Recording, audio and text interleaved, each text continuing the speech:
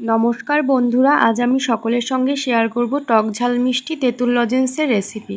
তো টক ঝাল মিষ্টি তেঁতুল লজেন্স বানানোর জন্য 200 গ্রাম তেঁতুলকে আগে থেকে জলে ভিজিয়ে কাঠটা বের করে নিয়েছি। তারপরে ওভেনে কড়াই বসিয়ে তেঁতুলটা দিয়ে দিয়েছি। তারপরে দিয়ে দিলাম 100 গ্রাম চিনি। তারপরে দিয়ে দিলাম 1 টেবিল চামচ বিট নুন আর 15টা থেকে 20টা মতো গোলমরিচ গুঁড়ো। সমস্ত উপকরণ দিয়ে খুব ভালোভাবে আমি মিশিয়ে নিচ্ছি। তেঁতুলটা কিন্তু কন্টিনিউ নাড়তে হবে। তো একদম শেষের দিকে যখন তেঁতুলটা শুকিয়ে যাবে তখন এখানে দিয়ে দিলাম জিরে ভাজা গুঁড়ো।